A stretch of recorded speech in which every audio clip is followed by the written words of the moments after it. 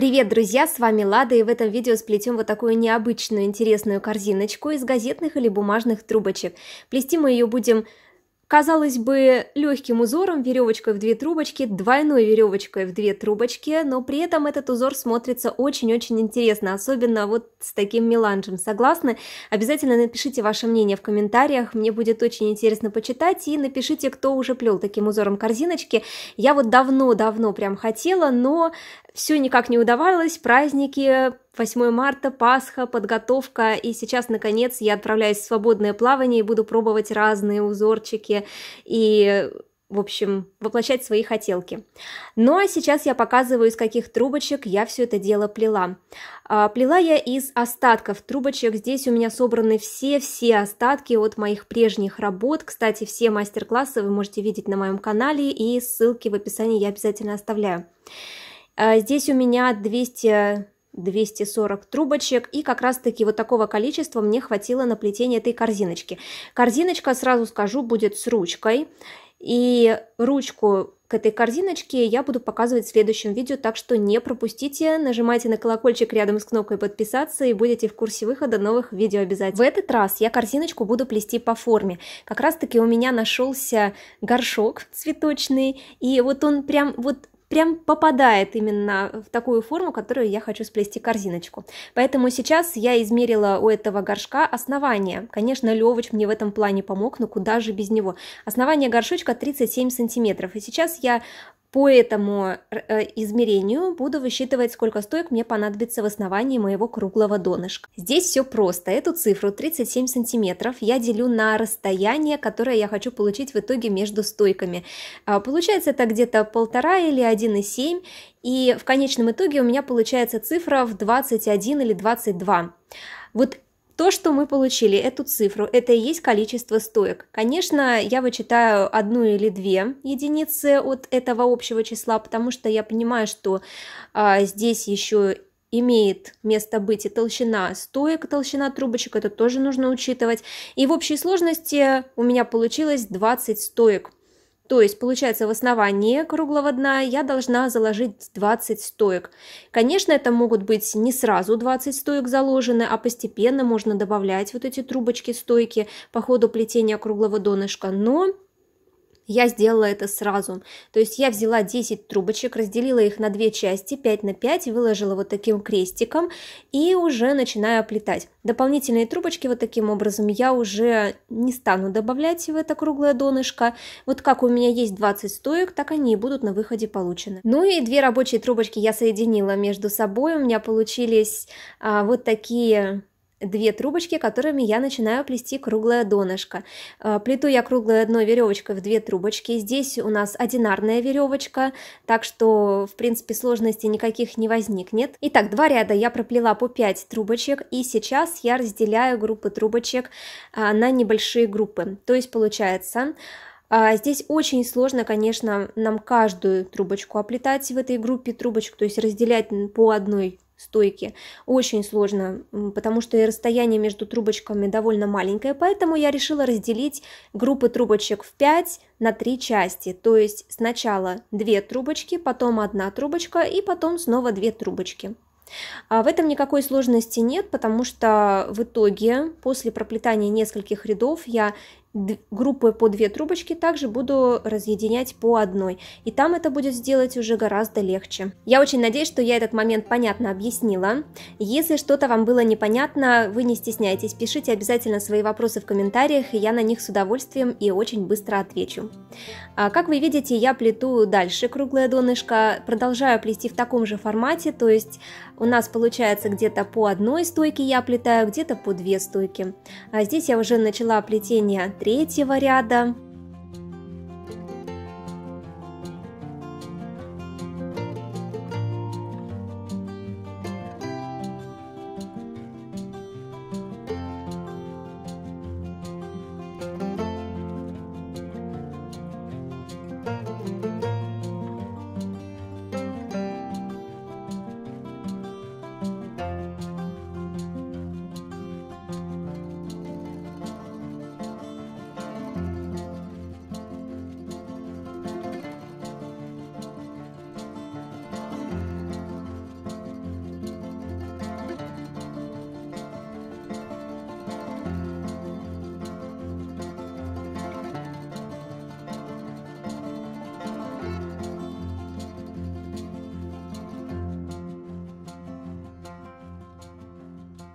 такими темпами я проплела 6 рядов, и на 7-м ряду я начинаю разъединять группы трубочек в 2 по одной.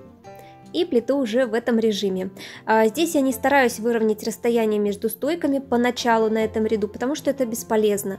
Но вот как раз таки уже, когда я буду плести второй ряд по одной трубочке, вот там я как раз буду контролировать расстояние между стойками и его постепенно выравнивать. В общей сложности я проплела 9 рядов и начала плести 10-й. И сейчас я вижу, что мне в принципе этого размера донышка хватает. Оно идеально подошло к моей форме, по которой я буду все это дело плести. Поэтому я сейчас прячу рабочие трубочки, как на видео. И сейчас я буду приступать к плетению стенок.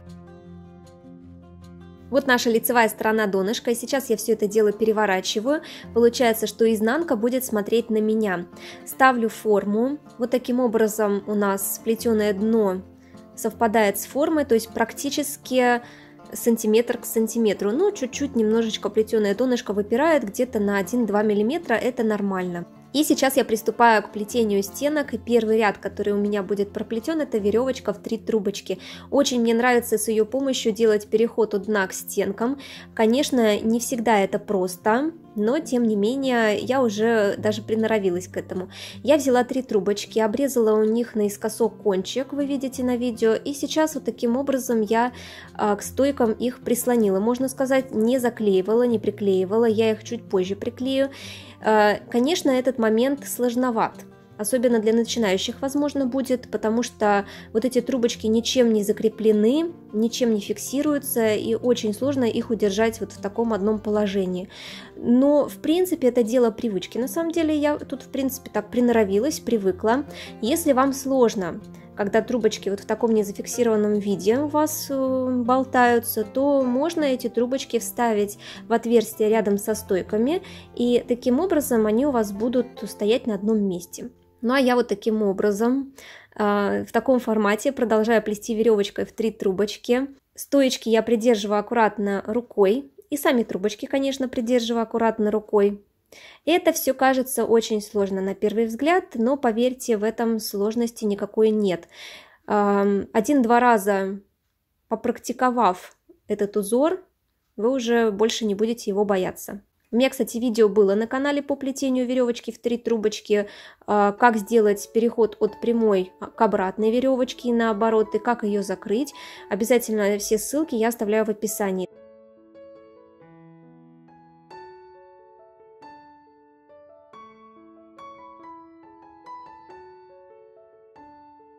Ну и, конечно, здесь я подошла к уже началу ряда, и здесь я уже делаю переход на второй ряд. Я буду и второй ряд плести веревочкой в 3 трубочки, а потом уже переходить на узор основной. Здесь я дошла до начальной стойки, и как раз-таки я беру крайнюю правую, завожу через 2 за 3 и так далее, начиная с крайней правой. Вот таким вот образом у нас закрылся ряд. Сейчас уже на этом этапе я беру форму, по которой уже в будущем буду плести, ставлю ее, смотрю, чтобы все у меня было ровно, хорошо, чтобы форма сама встала внутрь совершенно спокойно, свободно. И второй ряд веревочкой в 3 трубочки я продолжаю плести уже по форме. Здесь уже можно расслабиться, потому что на втором ряду уже легче. Самый сложный был первый ряд, естественно. По ходу дела обязательно наращиваю трубочки. Здесь нужно следить, чтобы кончики трубочек были сухие, тогда наращивание будет легче.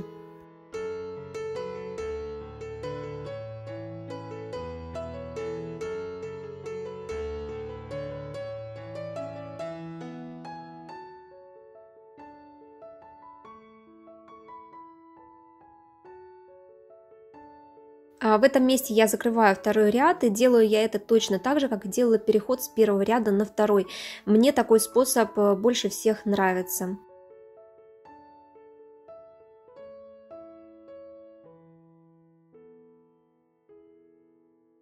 Закрыли этот ряд, и у нас получилось 3 рабочие трубочки. А сейчас мы из этих 3 рабочих трубочек будем делать двойные 2. И как это мы будем делать, я сейчас очень подробно покажу. У меня как раз подготовлены уже две рабочие трубочки, срезанные под небольшим углом кончики. Одну я подставляю вот таким образом под первую трубочку, и вторую я точно таким же образом подставляю за стойку вот в этом месте. Третью рабочую трубочку я обрезаю и подклеиваю кончик с изнаночной стороны. И таким образом у нас получились две пары двойных рабочих трубочек. Именно ими мы будем плести этот узор. И сейчас я делаю вот такую нехитрую манипуляцию первой парой рабочих трубочек, то есть я завожу ее за вторую стойку. И здесь как раз таки мне стала мешать вот эта трубочка третья, которая у нас досталась от веревочки в 3 трубочки, и я ее обрезаю и прячу внутрь пока. Потом я ее обязательно подклею. И таким образом дальше я продолжаю плести, обычной веревочкой в 2 трубочки, только разница в том, что у нас рабочие трубочки сдвоенные, и поэтому нужно с ними обращаться аккуратно, конечно.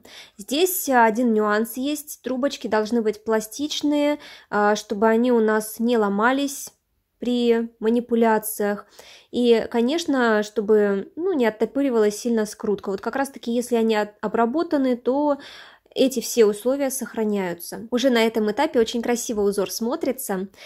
Здесь вот эти двойные пары рабочих трубочек, они очень интересно укладываются, и мне этот эффект очень нравится. Как я уже говорила, плету я остатками всяких разных трубочек разных оттенков.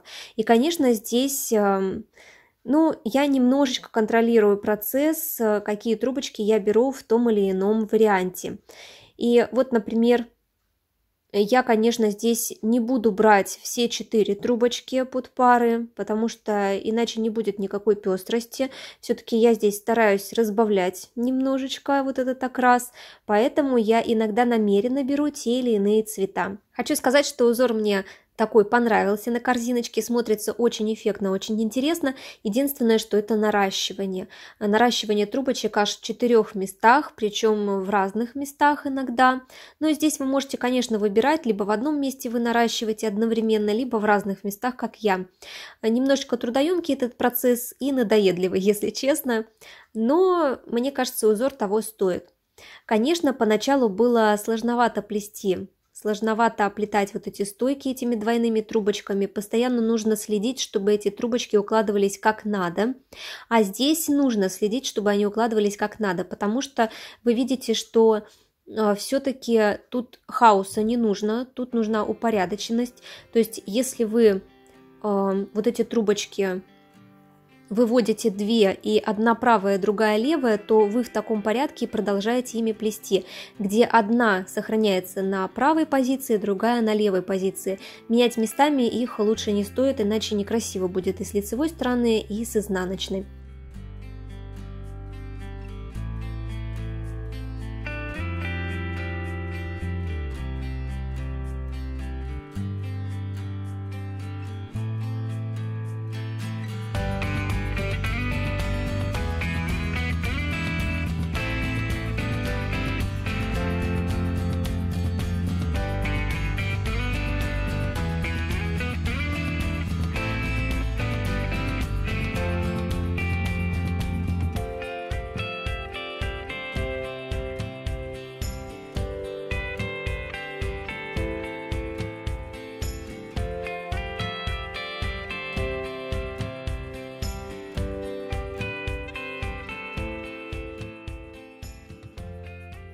Здесь я подошла к началу ряда.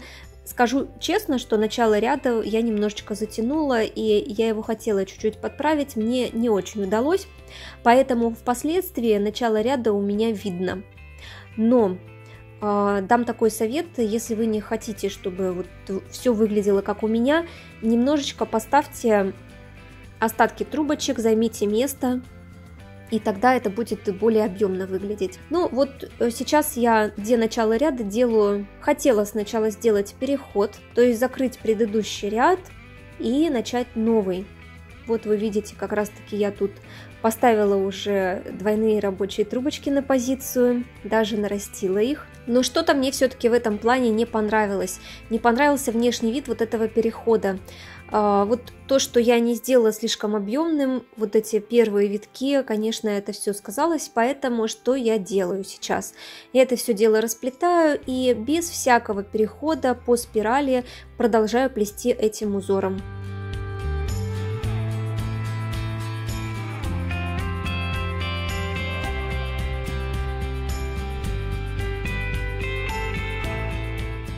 Ну и в этом кадре я показываю, как выглядит сам узор и как выглядит переход у этого узора.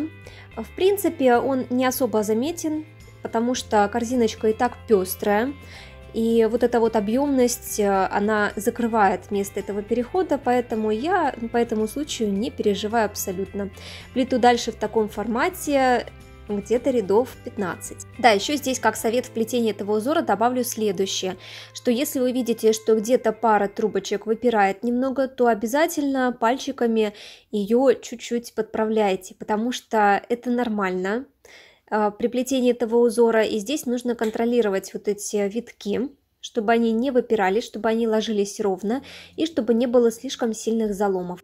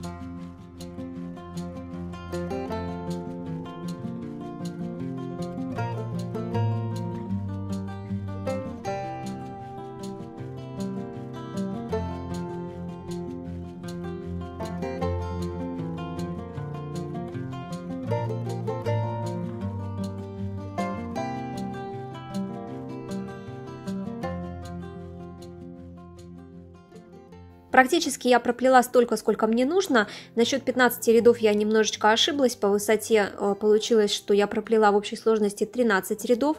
И сейчас я дошла до начала ряда. И вот в этом месте я закрываю ряд вот этого узора.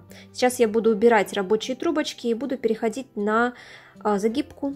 Итак, закрытие ряда. Делаю виток двойными трубочками за стойку. Здесь я обрезаю их следующим образом.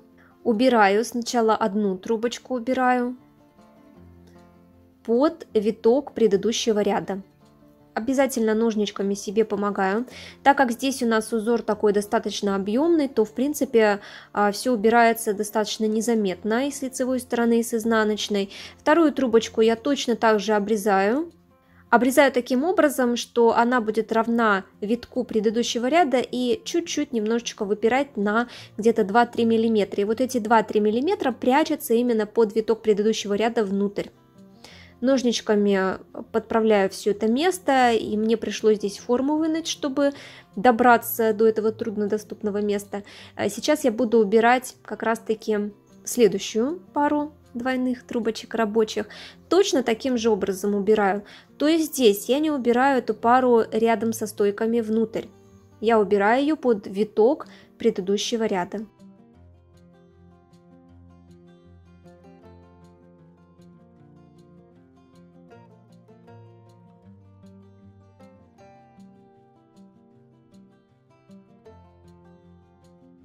Мне пришлось ненадолго отложить плетение, и загибку я уже делала на следующий день. И, конечно, стойки бы мои все засохли, если бы я не сделала следующей манипуляции. Я их полностью покрыла лаком, обрызгала водой и надела на них коктейльные трубочки. Стойки сохранились просто идеально. И вот я уже делаю загибку. Загибка будет в этот раз простая, ничего сложного не будет. Здесь я все стойки завожу друг за дружку. Очень аккуратно это делаю. И последний этап загибки я здесь показываю. Я каждую трубочку завожу через одну, за вторую вот сюда вовнутрь. Ну и ручку мы сплетем в следующем видео. Я обязательно покажу, как сделать ее прочной и какое основание я использую для прочности самой ручки. Так что обязательно подписывайтесь на канал, здесь вы найдете вдохновение, и нажимайте на колокольчик, тогда вы будете в курсе выхода новых видео и не пропустите их. Обязательно ставьте лайки, пишите комментарии, делитесь видео с друзьями. Пусть плетунов становится все больше и больше. Желаю вам легкого плетения, вдохновения. Увидимся очень скоро в следующих видео и трансляциях. Пока-пока!